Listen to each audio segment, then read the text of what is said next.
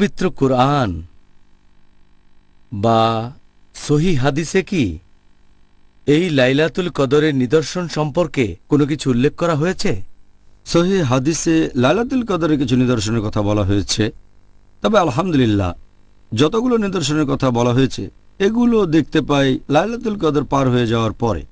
তাহলে এটাও আল্লাহ সুবহানাহু ওয়া তাআলার ইচ্ছা, তিনি চান না আমরা আগে জানতে পারি। যদি জানতে পারতাম তাহলে হয়তো শুধু সেই রাতেই ইবাদত করতাম, আর অন্যান্য রাতগুলোতে আমরা আল্লাহ সুবহানাহু ওয়া তাআলার ইবাদত খুব একটা হয়তো করতাম না।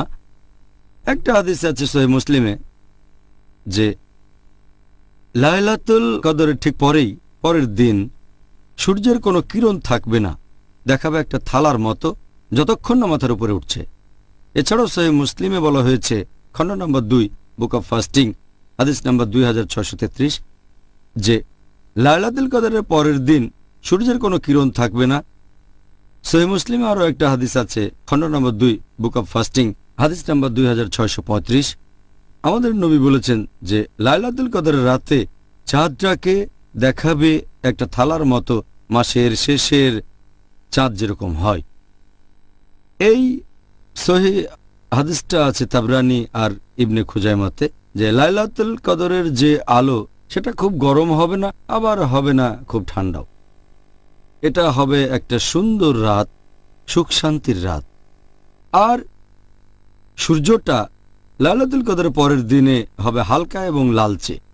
মহান আল্লাহ বলেন, যার হক এসেছে সত্য, ওয়াজাহাকাল বাতিল, চলে গেছে মিথ্যে। ইন্নাল বাতিলা নিশ্চয় মিথ্যে, কানা যাহুকা চিরদিন মিথ্যে।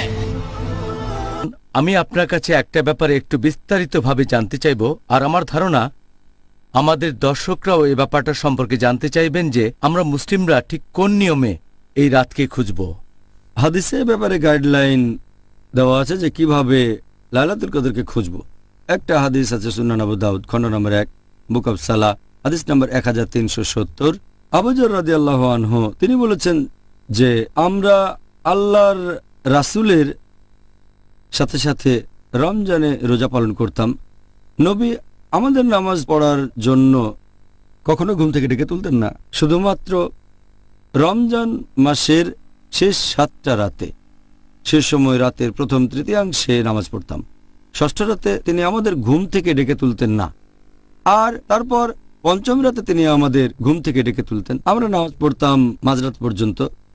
আর নবীর যখন যাওয়ার সময় হতো সাহাবেগণ বলতেন, আপনি আমাদের সাথে সারা রাত নামাজ পড়লেন না কেন? তখন নবী বলতেন, ইমাম যতক্ষণ পড়ান ততক্ষণ নামাজ পড়লে